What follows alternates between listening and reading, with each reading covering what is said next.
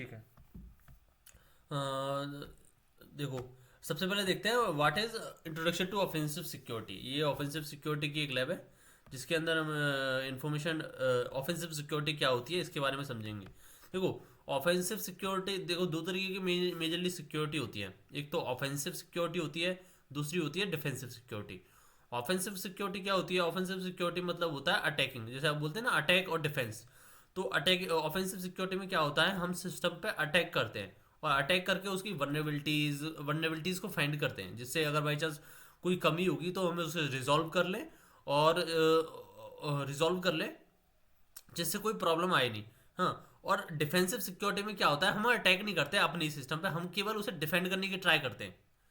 ठीक है, कि डिफेंड कैसे भी करके हम उसे डिफेंड कर दें, है ना। तो उससे जैसे मान लो, अब अटैकिंग डिफेंस का मैं एग्जांपल दे देता हूँ। जैसे मान लो वो शील्ड होती है जो वॉरियर्स वगैरह अपने हाथों में रखते हैं, जैसे महाराणा प्रताप हो गया, बहुत सारे वो शील्ड होती है। वो एक तरीके से डिफेंस है, कोई तलवार मारेगा तो हाथ से रोक लेगा। ठीक है, तो वो एक तरीके से डिफेंस है। बट तलवार तलवार एक एक तलवार अपने आप में एक अटैकिंग है, वो अटैक करती है चीज़ों पर। ठीक है, तो अटैक से हमें पता चल जाता है कि भाई उस तलवार की क्वालिटी भी हमें पता चल जाती है और उस शील्ड की भी क्वालिटी पता पड़ जाती है। ठीक है, तो ऐसे ही करके ना साइबर सिक्योरिटी में होता है। तो ऑफेंसिव मतलब ये होता है कि एक बार अटैक करके देखते हैं हम अपने ही सिस्टम पे परमिशन लेके। सो उससे क्या होता है, एक बार हमें पता चल जाता है कि उसके अंदर कोई कमजोरी क्या है, कैसे कोई अटैकर अटैक कर सकता है। और डिफेंस मतलब हम उसकी केवल सुरक्षा करते हैं, जिससे जिससे उसे जो भी वनरेबिलिटीज आ रही हैं उसको वनरेबिलिटीज से उन्हें प्रोटेक्ट कर सके, है ना। तो मेजरली वो चीज़ होती है इसके अंदर। अब डेफिनेशन एक बार देख लेते हैं। In short, the offensive security is a process of breaking into the computer, exploiting software bugs and finding the loopholes in application to gain unauthorized access to them। ठीक है, मतलब ये होता है कि कंप्यूटर सिस्टम के अंदर जो एक्सप्लॉइटेशन, सॉफ्टवेयर बग और कोई भी ऐसा लूप होल की हम फाइंड करने की ट्राई करते हैं जिसके थ्रू हम उस सिस्टम के अंदर एंट्री कर सके, या फिर कोई भी एक हैकर उस वनडेबिलिटी का यूज़ करके अपने सिस्टम में एंट्री ले ले। तो वो चीज़ होती है तुम्हारी ऑफेंसिव सिक्योरिटी। ठीक है, दूसरी दूसरी साइड आ जाती है डिफेंसिव सिक्योरिटी। ऑफेंसिव सिक्योरिटी को मेजरली रेड कलर में दिखाते हैं और डिफेंसिव को ब्लू कलर में। ठीक है, ऑल्सो जो बहुत सारे करियर ऑप्शंस भी रहते हैं इसके अंदर, कि बहुत सारी कंपनीज में जैसे या तो तुम्हें अटैकिंग के लिए रखा जाता है, रेड टीमिंग जैसे बोलते हैं, और दूसरा होता है तुम्हारा ब्लू टीमिंग, वो इसी के अंदर आता है। ब्लू टीमिंग मतलब प्रोटेक्ट करना होता है आपको सिस्टम को, और रेड टीमिंग मतलब अटैक करना होता है सिस्टम को।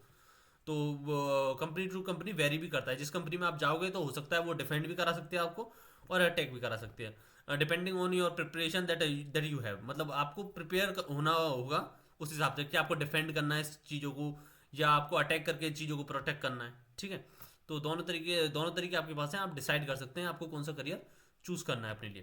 फिलहाल में ये लैब के अंदर ये हम अटैक करने वाले हैं, क्योंकि नाम ही ऐसा है ऑफेंसिव सिक्योरिटी, है ना। इसके अंदर हम अटैक करेंगे किसी एक वेबसाइट, बैंकिंग वेबसाइट पर, जिसके अंदर से हम फंड ट्रांसफर करेंगे दूसरे अकाउंट में।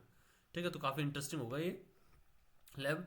ठीक है, on the flip side there is also defensive security. देखो, defensive security which is the process of protecting the organization network and computer system by analyzing the security and potential digital threats.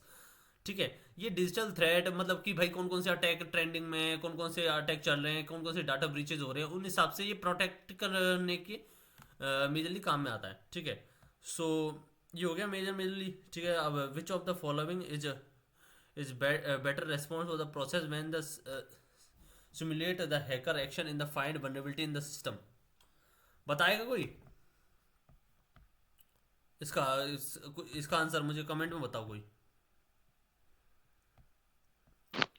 Offensive. Offensive. Offensive. हाँ। हाँ ठीक भैया, है, एक बार डाल के offensive. देखते हैं। ओके, चलो सही है। ठीक है, इसमें भी लिखा है क्योंकि हमें एक simulate attack action to find vulnerability, मतलब वनरेबिलिटी फाइंड करके ये एक सिस्टम को अटैक कर रहा है, तो एक तरीके से ऑफेंसिव हो गया। कोई प्रोटेक्ट नहीं कर रहा। कोई अगर एंटीवायरस सॉफ्टवेयर इंस्टॉल करता अपने में तो वो होता है प्रोटेक्ट करना। ठीक है, बट किसी की वनरेबिलिटी फाइंड कर रहा है तो वो एक तरीके से अटैकिंग हो गया।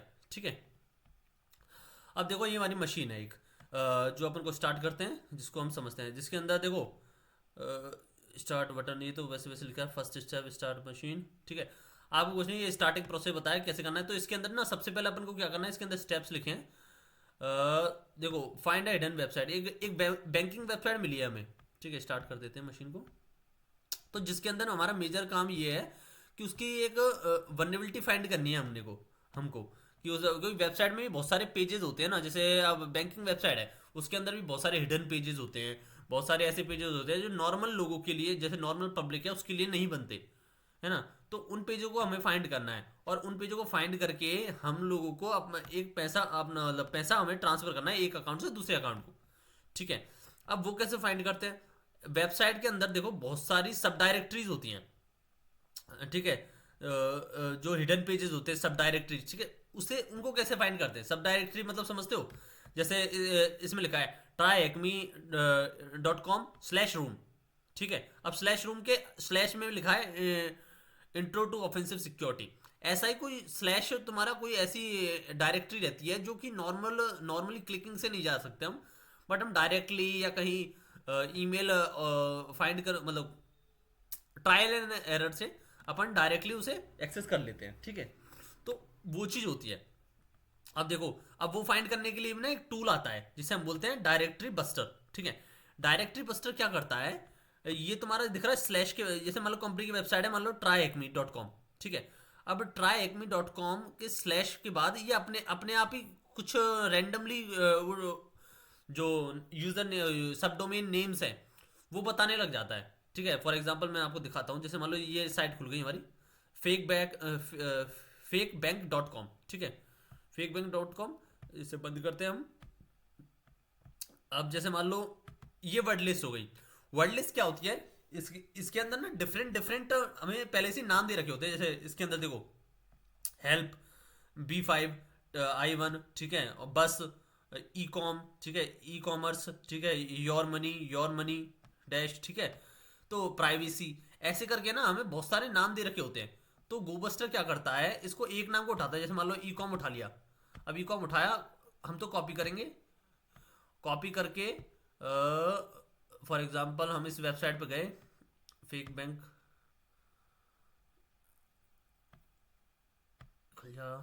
हाँ, मान लो इस वेबसाइट पे गए और कंट्रोल V किया।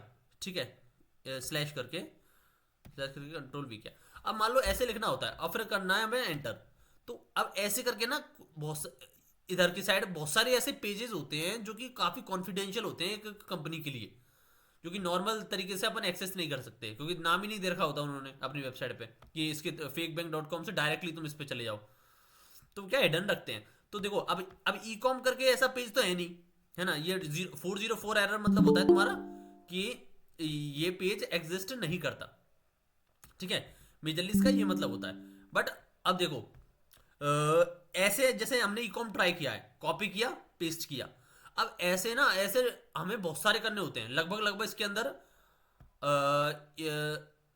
एक सेकेंड, हाँ, वर्ड लिस्ट के अंदर, ये वाली वर्ड लिस्ट के अंदर, ठीक है, 8,000 9,000 के समथिंग आपके नेम्स है। ठीक है, सब डायरेक्टरी नेम्स है। ठीक है, अब उन नेम को एक एक करके हम ट्राई करेंगे, डायरेक्टरीज को एक एक करके ट्राई करेंगे, तो बहुत प्रॉब्लम होगी, अपन को बहुत टाइम कंज्यूम होगा अपना, है ना। तो उसी चीज को थोड़ा आसान बनाने के लिए ये टूल है गोबस्टर। ठीक है, अब गोबस्टर क्या करता है, मैंने बताया ना, ये क्या करता है, एक एक करके उठाता है इसके नाम को। ठीक है, एक एक करके नाम को उठाता है और डायरेक्टली पेस्ट कर देता है उस फेक, जैसे मान लो इसमें लिखा है ना फेकबैंक.com स्लैश, और जो भी गोबस्टर ने नाम उठाया इस वेबसाइट से, वो एक एक दो दो तीन तीन ऐसे करके हजारों चेक कर देता है ऑटोमेटिकली, बहुत जल्दी।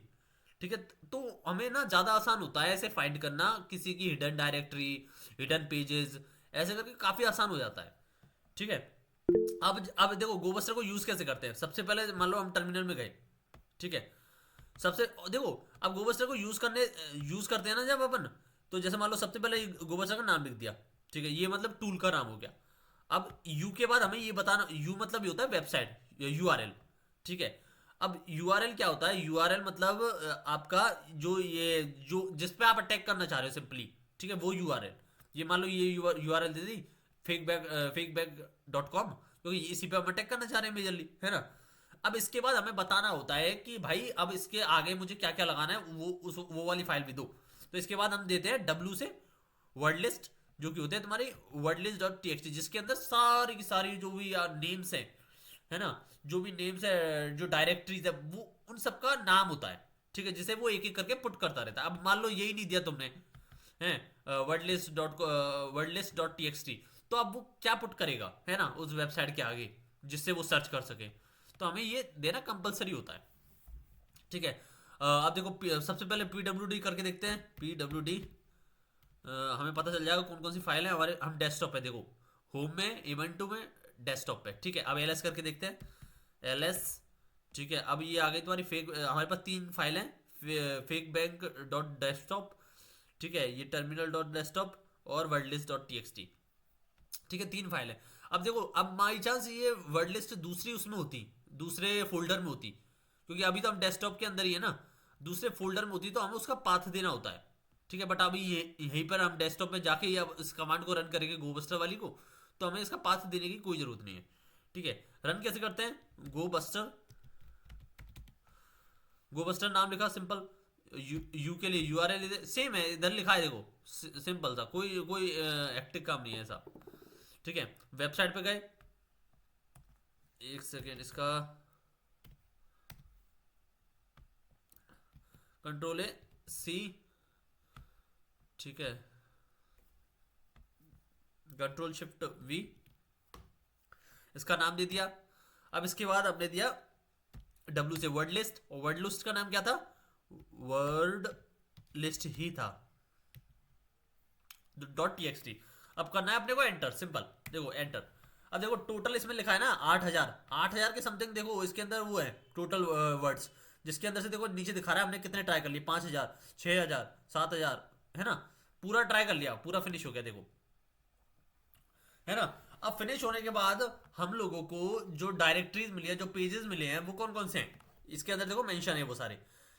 एक हमें तो एक पेज मिला है जिसका नाम है स्लैश इमेज, मतलब स्लैश इमेज, मतलब समझ रहे हो, fake bank dot com slash image ऐसा, ठीक है। दूसरा पेज मिला है स्लैश बैंक ट्रांसफर, ठीक है, और 200 एरर मतलब होता है तुम्हारा कि कंपनी, मतलब ये खुल रहा है पेज, मतलब पेज बिल्कुल ओपन है, ओके है, ठीक है। तो चलो हम इसे कॉपी करते हैं, कॉपी किया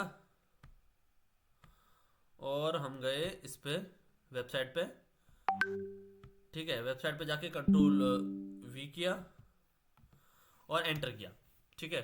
अब देखो लिख दिया ना मैंने, fake bank dot com slash bank transfer. अब ये देखो पेज खुल गया हमारे पास, एडमिन पैनल खुल गया। अब देखो ये एडमिन पैनल तो एडमिन के लिए होता है, हमें एडमिन है क्या, हमें एडमिन नहीं है इस पेज की, फिर भी हमने खोल लिया। तो यही कमियां होती हैं वेबसाइट के अंदर, कि कोई का एडमिन पैनल खुल जा रहा है, कोई भी खोल ले रहा है ना। तो वो प्रॉब्लम होती है मेजरली इन वेबसाइट्सों में। अब मान लो जैसे हमारे पास, अब देखो काफ़ी कॉन्फिडेंशियल पेज है, क्योंकि एडमिन इसके अंदर से कहीं भी पैसा ट्रांसफर कर सकता है इस बैंक का। मान लो 3 बैंक का अकाउंट है, मान लो 3-4 बैंक का अकाउंट है उसमें, एक बैंक में, ठीक है। अब मान लो मेरा अभी अकाउंट है, अब मैं अपने अकाउंट में बाकी लोगों के अकाउंट से कितना भी पैसा ट्रांसफर कर सकता हूँ, तो कुछ ऐसा ही है, ठीक है। अब मान लो आगे देखते हैं इसमें क्या दे रखा है, ठीक है, ये कर लिया हमने ये सारा। Hack the bank, you should have to found a secret bank transfer page, हाँ, secret bank transfer page find करना है, वो हमें फाइंड कर लिया, है ना। Type hidden pages into the fake bank, type भी कर दिया। देखो अगर बाई चांस आप स्टिक हो जाओ तो इसके अंदर वीडियो भी पड़ी है, यहाँ पर टैप करोगे तो वीडियो खुल जाएगी, ठीक है, ये रही, जिसके अंदर बता देगा कि वो कैसे आपको परफॉर्म करना है सारी चीज़। काफ़ी अच्छा प्लेटफॉर्म है, यूज़ करो। और मैं तो बोलता हूँ इंटर्नशिप और ट्रेनिंग ये वाली जो खत्म हो जाए, इसके बाद भी ना एक एक मशीन्स आप लोग लो और उन्हें उन्हें ट्राई करो परफॉर्म हैक करने की, ठीक है। उनसे ही आपकी प्रैक्टिस होगी, ऐसे नहीं है कि हवा में हो जाएगी अपनी प्रैक्टिस की, ठीक है थ्योरी पढ़ ली, वो कर लिया, उससे प्रैक्टिस होती है, ऐसे नहीं है, अपने को प्रैक्टिकली उतरना पड़ेगा उस पर।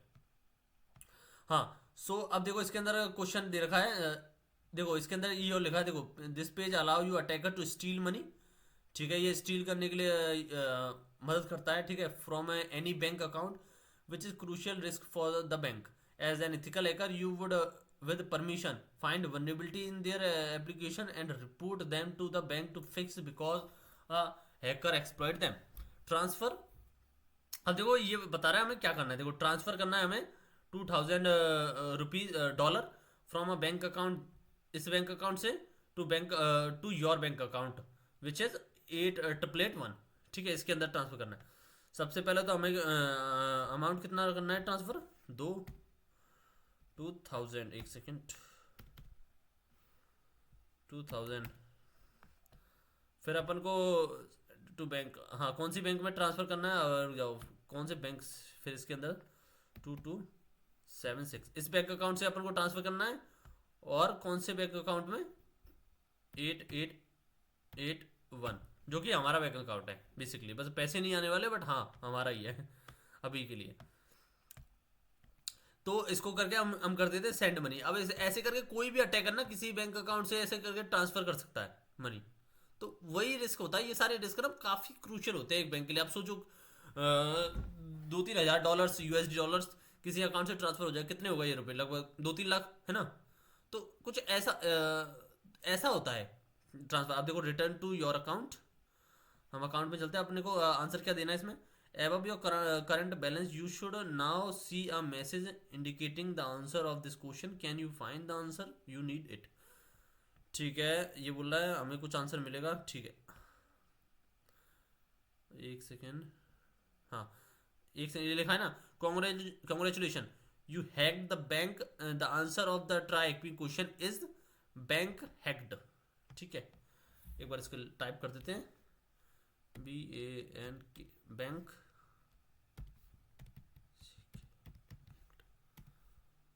ओके देखो सही है ना, देखो कितना आसान है, इतना मुश्किल नहीं है ना, बहुत आसान है ये, और मजेदार भी है कि भाई आप देखो आप लोगों ने प्रैक्टिस में एक बैंक हैक कर दिया। तो वो चीज होती है प्रैक्टिस करो, प्रैक्टिस सिंपल है ना। If you were a pen tester or security consultant, this is the exercise you have to perform for the companies to test for vulnerabilities in their web application, find hidden pages to investigate the vulnerabilities। देखो यही काम ना आपको pen testing में करना होता है। Pen testing में भी सेम ऐसा ही कुछ करते हैं, जिसमें अपन हिडन पेजेस फाइंड करते हैं, उसे एक्सप्लॉइट करने की कोशिश करते हैं, उसमें कुछ वनरेबल करने की कोशिश करते हैं। अगर वो हो जाता है तो इसका मतलब वो सिक्योर नहीं है। अब सिक्योर नहीं है तो हम उसे कंपनी को रिपोर्ट कर देते हैं, अपनी कंपनी जिसमें हम काम कर रहे हैं उसको भी। और बाई चांस आप बग बाउंटी कर रहे हैं तो किसी कंपनी का आपने वो ले रखा है, ठीक है, उसमें बग फाइंड करने का लीगली परमिशन ले रखी है, तो वो कर सकते हैं, कोई इशू नहीं है ना। तो ये चीज़ होती है परफॉर्म करने की। बाकी यू हैव द पेन, ठीक है ये हो गया। Terminate the machine by clicking the red termination button at the top of the page. ठीक है, अब हम इसे टर्मिनेट कर देते हैं मशीन को। टर्मिनेट यहाँ ऑप्शन दे रखा है, टर्मिनेट कर सकते हैं, ठीक है, ये कंप्लीट हो गई। इसके बाद अपन नेक्स्ट पे चलते हैं, करियर पे। ठीक है, how to start learning, people often wonder because the hacker defence. देखो सिंपल सी बात है, इसके अंदर ये तो नॉर्मल सी चीज़ है, ये पढ़ लेना।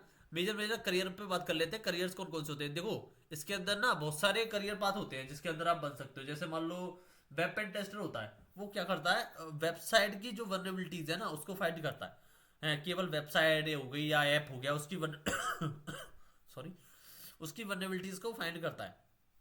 ठीक है, अब बाई चांस जैसे मान लो पेन टेस्टर हो गया, अब पेन टेस्टर क्या करता है, जैसे मान लो वही एक तरीके से वेब हो गया, उसकी वनरेबिलिटीज को फाइंड करता है। जैसे इसके अंदर लिखा भी है, responsible for testing technology products and finding exploitable security vulnerability. ठीक है, अब रेड टीमर का काम भी ये होता है। इसके बाद आता है तुम्हारी सिम सिक्योरिटी। सिम सिक्योरिटी मतलब जो तुम्हारी ब्लू टीमिंग में आ जाती है। ठीक है, उसके अंदर क्या होता है, उसे तुम्हें सिक्योर बनाना होता है सिस्टम को, तो उसमें ऐसा रेड टीमिंग का कोई काम नहीं है। फिर आता है, देखो इसके अंदर भी लिखा है रेड टीमिंग में। देखो रेड टीमिंग में बता रहा है कौन कौन से रोल हैं। एक तो हो गया पेन टेस्टर, दूसरा हो गया रेड टीमर, थर्ड आ गया सिक्योरिटी इंजीनियर। ठीक है, रेड टीमर क्या करता है, play a role for the advisory attacking an organization and providing feedback for an enemy's perspective। ठीक है, उसमें बता देता है कि भाई क्या क्या, मतलब रिकमेंड कर देता है कंपनी को कि ये यूज करो, ये मत करो, इससे हैक हो सकता है, इससे हैक नहीं हो सकता। ठीक है, और टेक्नोलॉजी अपडेट करने की बोल देता है। बहुत सारी ऐसी चीजें जो वो मदद करता है किसी भी एक कंपनी को सिक्योर बनाने में या कंपनी की वेबसाइट को सिक्योर बनाने में। फिर तीसरा आता है सिक्योरिटी इंजीनियर, जो थोड़ी और हाई पोस्ट हो जाती है। सिक्योरिटी इंजीनियर क्या करता है, डिजाइन करता है, मॉनिटर करता है, मेंटेन करता है सिक्योरिटी कंट्रोल्स को। मतलब एक्सेस कौन एक्सेस ले रहा है सिस्टम की, कौन एक्सेस छोड़ रहा है, ठीक है, किसको क्या परमिशन दे रखी है, वो सारी चीजें मैं है किसको क्या काम देना है, किस किस सिक्योर किस पेन टेस्टर को, किस रेड टीमर को क्या काम देना है, वो सारी चीजें सिक्योरिटी इंजीनियर हैंडल हैंडल करता है। ठीक है, network and system to help prevent cyber threat. काम सबका एक ही होता है, ऑर्गेनाइजेशन को प्रोटेक्ट करना फॉर साइबर थ्रेट्स। तो मेजरली देखो ये यही सारे वर्क होते हैं इसके अंदर। तो ये भी हमने रीड करके कंप्लीट कर दिया। एक बार ना आप लोग भी इन्हें कंप्लीट करना, और बाकी कंप्लीट करने के बाद ना ऐसे लिंक्डइन पे जाया करो। और जैसे मेरा इसमें अकाउंट नहीं है, बट हाँ लिंक्डइन पे जाके उसे शेयर कर दिया करो, जिससे भाई तुम्हें भी तो लगेगा कि तुम लोग भी तो प्रैक्टिस कर रहे हो, है ना। तो वही चीज़ है, तुम दिखाओ लोगों को, जिससे तुम्हारे दोस्त वगैरह भी देखें, वो भी वो भी मोटिवेटेड हो करने के लिए। ऑल्सो जो तुम्हारी लिंक्डइन वगैरह ना प्रोफाइल, उस पर पोस्ट होती रहेंगी, रेगुलरली इंगेजमेंट बना रहेगा। जब जब कोई इंटरव्यूअर या फिर कोई एम्प्लॉयर जो कि आपको जॉब वगैरह देख रहा है, वो आपकी प्रोफाइल पर जाएगा तो देखेगा भाई इसने इसने लगभग लगभग 2 साल से या 3 साल से ये साइबर सिक्योरिटी में कर रहा है। ट्राई हैक में की इतनी सारी मशीन हैक कर रखी है इसने, हैक द बॉक्स की मशीन हैक कर रखी हैं। तो देखो वो सारी चीज़ें ना डिपेंड करती हैं। हाँ, वो सारी चीज़ें डिपेंड करते हैं कि तुम लोग भाई जब से प्रैक्टिस कर रहे हो। तो ये सारी चीज़ें वो देखता है। जब भी आप रेज्यूमे डालोगे तो उसके अंदर अपनी लिंक्डइन प्रोफाइल भी मेंशन करोगे, याद रखना। अब उस लिंक्डइन प्रोफाइल वो अच्छी होनी चाहिए, बिकॉज अब देखो आपने बना तो ली लिंक्डइन प्रोफाइल, अब उसके अंदर एक भी पोस्ट नहीं है, उसमें कुछ कर ही नहीं रखा आपने, तो फिर काय की लिंक्डइन प्रोफाइल। फिर तो रेज्यूमे वाला भी, मतलब जो इंटरव्यूअर है वो समझेगा कि ठीक है ऐसे ही इंटरव्यू देने के लिए उसने क्रिएट कर ली। जब जब उसे लगेगा कि भाई तुम लोग ऐसे पोस्ट कर रहे हो ट्राई एक्मी पे, जब से काम कर रहे हो, तो वो भी इंप्रेस होता है काफ़ी, है ना। तो ये चीज़ करो, पोस्ट करते रहो। जैसे स्क्रीनशॉट जो आप मुझे भेज रहे हो वो अपनी लिंक्डइन प्रोफाइल पे भी शेयर करो। ठीक है, शेयर करके मुझे मुझे टैग करो। ठीक है, यॉर्जिनी को टैग करो। ठीक है, उन सबको टैग करके देखो, यही होता है एक एक एनवायरनमेंट बनाओ अपने यहाँ सिक्योरिटी का। ठीक है, तो ये तो खत्म हो गया। एक सेकंड मैं इसे बंद कर देता हूँ। बाकी बाकी अगर अभी पहले इनकी इनकी मशीन्स आप हैक करो, इसके बाद नहीं तो अगर आपको जरूरत पड़े ना थोड़े एडवांस हो जाए, फिर बहुत सारे सर्टिफिकेशन आते हैं, हाँ वो आप परफॉर्म कर सकते हो।